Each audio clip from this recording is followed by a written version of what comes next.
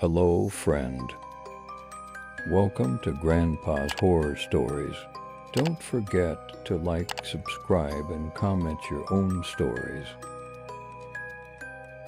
My town has a strange rule. Don't go outside and don't trick or treat on Halloween night. No one will tell me why. Another gourd. I just don't understand kids these days. I did my best Uncle Rico impression and chinked it into the woods to rot alongside its brethren. That makes 27 perfectly good gourds that have gone to waste this month. Not that I'm exactly sure what gourds are for anyways. During my walk to work I noticed that once again, I'm not the only victim of this stupid prank. They got old Mr. Tom's house too. I never would have imagined as a kid that I'd one day be sympathizing with the town grump, but here I am. To be fair, I'm not nearly as crotchety as he is. I just toss the vegetable into the woods and carry on with my day. It's become part of my morning routine. Old Tom, on the other hand, has really embraced his inner Ebenezer. Judging by the stains and gourd residue on his front porch, he's turned this into a game of botanical whack-a-mole. What's worse is he probably enjoys it. I know firsthand from my childhood that hateful indignation towards anything fun is his favorite pastime, especially around Halloween. But that's water under the bridge. Now that I am older, the boogeyman has taken on much more insidious forms, like taxes, my broken-down car, and perhaps most pressing, the razor-thin profit margins at the sandwich shop, which is why I've started walking there in the cold. Honestly, I think Banyan's been thrilled by the sudden death of my crappy old forerunner. He's all smiles and tail wags as we make our daily 5-mile trek to work, although I sometimes feel like he's the one walking me on account of my short attention span. I know he gets frustrated when I walk at the pace of a confused grandma, but in my defense, my town can be pretty distracting this time of year. Even though I've seen it 27 times, it's hard to ignore the insane fervor with which the locals prepare for Halloween. Every October, like a rhythmic force of nature, hundreds of tombstones rise out of suburban yards. Front porches are infested with fake cobwebs. Mannequin witches stand on patrol on every rooftop, and the smell of rubber masks permeates the air. To make a long story short, it's a trick-or-treater's paradise, or at least it would be, if my town allowed trick-or-treaters. In fact, they don't even allow kids to go outside on Halloween night. I've never understood the reason for the strange unspoken rule that's frustrated me my entire life. I thought I'd go through some sort of initiation when I got older and I'd be let in on the secret, but it only got worse. Every time I ask someone what's going on, they either stare at me like I've got a corn cob growing out my forehead or resort to straight-up gaslighting. For example, just last week, I ran the million-dollar question by Ms. Kathy when she came in to order her usual plain turkey sandwich. Historically, she's very nice and one of my best customers. But as soon as I brought up Halloween, I could see the angry micro-expression crack beneath her makeup as she wrinkled her crooked nose. She plastered a fake smile on her face, gave me a line that went something like, "Darling, what do you think is more likely? Everybody in town being involved in a Halloween conspiracy or one man's cheese falling off his cracker? I'm used to being framed as the crazy guy, but it does still sting a little." An hour or so after opening the shop, I was pulling some fresh bread from the oven when I heard the jingle of the doorbell. I knew exactly who it was based solely on the fact that they were walking like they owned the place, even though they most certainly did not. Mayor Hawthorne strolled right up to my counter looking like the lead of a 1970s TV drama. He resembled a slightly broader, middle-aged Burt Reynolds, but with sandy blonde hair streaked with gray. I'd heard him say on more than one occasion that he was the tallest, smartest, funniest, and prettiest member of his whole family. I couldn't verify that, but he probably could have thrown most arrogant in there as well. Well, if it isn't old Sandwich Dean, how are you doing this fine and beautiful morning? I hate it when he calls me that. I looked past him at the cold, overcast sky and bleak forest across the street. I'm all right. How about yourself? Oh, I couldn't be better. Little Jimmy hit a home run at last night's game. The great pumpkin lighting tonight. And to top it all off, the Crumpin Gazette just published a story about my charity for the homeless. I usually try to zone the mayor out, but something he said piqued my interest. I've never heard of that. What is it? Dean, I'm sure you've seen the dirty vagrants that try to leech off our town. He leaned in closer and lowered his voice. Between you and me and Carl, the bus driver, I've been backing them up like sardines and shipping them to a Denny's out in Dothan. Every $100 donated is one less hobo you will ever see in the city of Crumpton. No, I meant the great pumpkin lighting. Oh, that. It's just an old forgotten Crumpton tradition. The town elders are insisting that we bring it back. From my understanding, there will be a bunch of pumpkins there. Somebody will say something, and then we get to light them. I get to light the biggest one.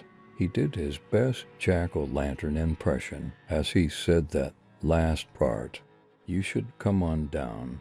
It'll be in the graveyard across from Christ Church at 8 o'clock. The graveyard. And I thought nobody was allowed to go out after dark. Well, it is Halloween, he said with spooky jazz hands, completely ignoring the second half of my question. I nodded and silently considered making an appearance.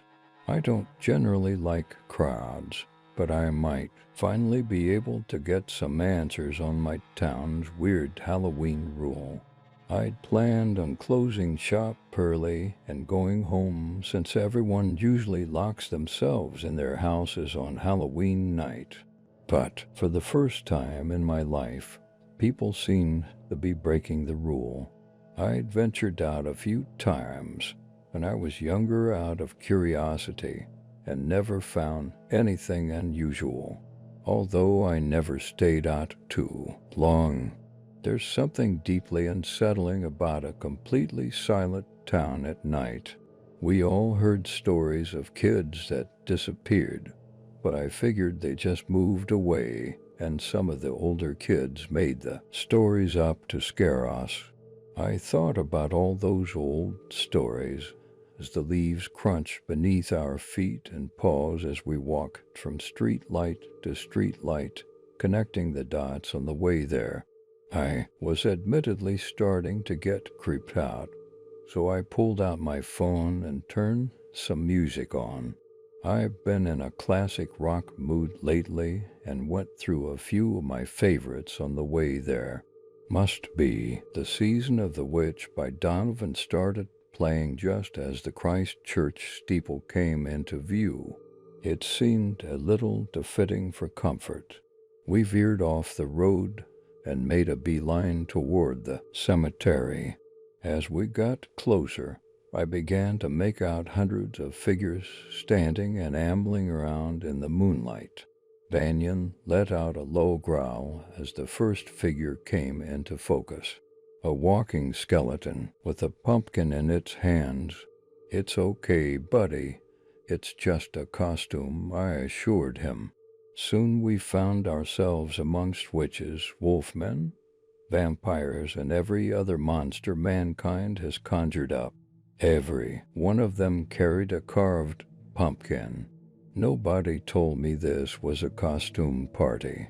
People were standing around in small groups, having private conversations. I felt like the new kid on the first day of school, or in my case, any other day of school. Suddenly a booming voice overpowered all the chit-chat and commanded everyone's attention. Fellow ghouls and goblins, witches and warlocks, ghosts, skeletons, and every other creature of the night, welcome to the lighting of the Great Pumpkin. Bram Stoker's Dracula, formerly known as Mayor Hawthorne, stood atop an impromptu stage and summoned his most spooktacular voice. "We have known 27 years of peace and prosperity," he said as he spread his arms wide. "It is with timid deference that we gather on the eve of this hallowed succession. In remembrance of the last, I ask you to light your pumpkins." The sound of lighters flicking and matches striking cut through the air as countless glowing smiles came to life around me. The mayor continued, "Even in the night, a shepherd must protect his flock." He then pulled a long knife from his belt and cut a deep slice in his free hand. The crowd roared with applause and howls as he held his hand high above his head and let the blood stream down his arm. And with that the mayor jumped off the stage, or what I thought was a stage, and a witch with a crooked nose approached with a lit pumpkin. It was burning so bright that it must have been filled to the brim with gasoline. She handed it to the mayor, who proceeded to smear his bloody hand across the flaming pumpkin. In the orange glow I could now make out what he'd been standing on. It was a giant wooden jack-o'-lantern with a dramatic spin, and he threw the flaming pumpkin into the mouth of the giant jack-o'-lantern, and a great fire exploded back out of the eyes and smile of the carved face. The whole thing was swallowed up in flames, and everyone kept their reverent eyes on the burning pumpkin effigy, except for the mayor, who was staring right at me. Apparently, he knew a hell of a lot more about the great pumpkin lighting than he let on. Banyan instinctively backed up. "What do you say we get out of here, buddy?" he whimpered, and we turned to leave. On the way out, every one of my strange neighbors gave us a wide berth as if they either respected or detested us. I felt an overwhelming feeling of a tension on my back, so I threw my hoodie up in a feeble defense, and we walked into the darkness. It was hard not to look over my shoulder on the way home. I knew once I started I wouldn't be able to stop checking, so I kept my eyes forward and my ears on high alert. I don't know what in the hell that was all about. Maybe I shouldn't ask any questions about Halloween, or maybe I should just move to less psychotic town. I didn't see a soul as I power walked my way back home. I was too freaked out to get distracted by anything like I usually do, so we were making good time. That is until I reached old Tom's house. His front door was wide open. I called out to him, but nobody answered. I debated just minding my own business and going home, but I couldn't live with myself if something happened to him, even if he was an old grump. Dead leaves blew into the hallway as I creaked up the stairs. I stopped at the threshold and raised my fist to knock on the open door, but froze before my knuckles hit the wood. There was blood spattered at the end of the hallway. This is not good. I swallowed the lump in my throat and stepped into the house. I crept to the end of the hall and leaned around the corner expecting the worst, but to my surprise there was no dead body. What I did find was a kitchen in complete disarray. It looked as if a drunken Tasmanian devil with a penchant for domestic violence had been released in the small room. Beyond the overturned kitchen table was a blue jacket. I recognized it as the one that the old men always wore. Poking out of the corner of one of the front pockets was a crumpled letter. My hands trembled as I unfolded it and read the hastily written words. Dean, I don't have much time. I'm sorry I didn't figure it out sooner. I thought I was cursed to carry this burden alone. They never told me anything. They made me think I was crazy until it was too late. They made me keep it. They turned me into a monster, into a killer, but it would have been far worse if I didn't do my part. Through me, I believe it's limited to one night a year, but I think my time is up, and I think they've chosen you to be the letter abruptly ended. I didn't know who to call or trust. If the mayor was in on this, then the cops probably were too. Hell, the whole town was probably in on it. Behind me, I heard Banyan yelp and scramble to run out the front door. Before I could turn around, a blinding pain erupted from the back of my skull, and everything went black. When I came to, I thought I might be partially paralyzed, but gradually my foggy brain put the situation together. I was tied to a chair in the middle of old Tom's garage, and two figures were before me. Mayor Hawthorne sat atop a large brown chest covered in what appeared to be pale worn leather. Next to him stood Ms. Kathy. What's happening? I said you're fulfilling your destiny, Dean, said the mayor. I don't understand. What did you do with Mr. Tom? He achieved his purpose at the great pumpkin lighting, said Ms. Kathy with that same fake smile I'd grown to hate. What are you saying? Did you kill him? Are you going to kill me? Are you familiar with the story of the Crumpton Booger? Said the mayor. Yea, we all heard that story as kids. I used to think that's why we didn't go out on Halloween when I was little. He laughed. Then you've had the answer to your question all along. He is the reason we don't go out on Halloween, all except for the children that are disobedient, and those damn hobos. He spit on the ground in disgust. They are sacrificed for the greater good, chimed in Ms. Kathy. Mayor Hawthorne continued speaking as he stood and turned to unlock the chest. I understand that the grief was hard on old Tom all these years, embodying something much greater than yourself, consuming the offerings, understanding that if he doesn't do it, none of us will make it to next Halloween. But it is an honor to be chosen. Once the bond is made, then it will return every year until the next cycle. He moved to the back side of the chest and slowly opened the lid. Then they carefully backed up a few paces through the open garage door and into the night air. A soft chittering, like a long hand strumming dozens of fingers on a table, began to emanate from the chest. Slowly a thick and gnarled stem emerged, and I now knew from the stories I'd heard as a child what would follow. A large, decrepit pumpkin climbed out of the chest and skittered towards me on long, stringy entrails that acted like insect legs. I screamed bloody murder as the grotesque, bulbous parasite teetered in my direction. I strained and pulled against the ropes with all my might, but they wouldn't budge. It was getting closer, and in my desperation, I tried to push myself away with my feet, the only part of me that wasn't tied down.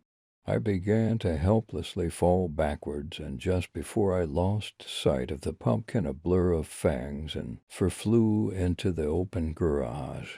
Banyan crashed into the demonic vegetable as my world turned upside down.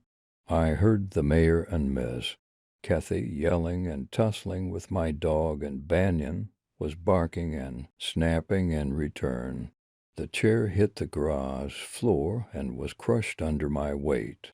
As it collapsed beneath me, the ropes tying me down loosened up, and I scrambled to my feet, throwing them off me. The mayor grabbed Banyan, who had clearly gotten a few good bites on his bloody arms, and turned to chuck him out of the garage.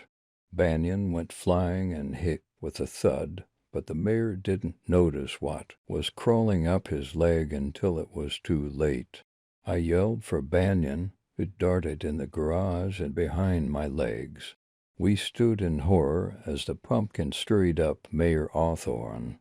He made desperate attempts to pull the thing off him, but the spindly legs would stretch and then overpower him, pulling itself closer.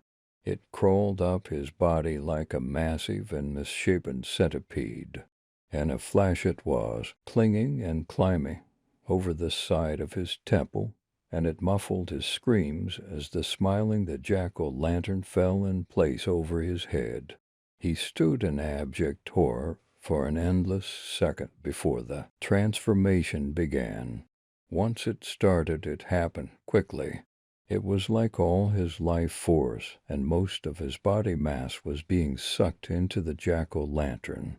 His body shriveled and withered to a brown and lean form, the pumpkin filled with mass, until the inner workings of a mouth formed and large solid black eyes filled the eye holes. The figure doubled over, and a sickening and half-finished laugh erupted from its throat as its vocal cords formed. Slowly the Crumpton Booger stood, and Banyan and I opened the door to old Mr. Tom's house and stepped inside, slamming it shut behind us. Miss Kathy's scream was cut short by the sound of a bone-crunching fleshly splat. I locked the door and prayed that we'd be safe if we followed the rules. Don't go outside and don't trick or treat on Halloween night.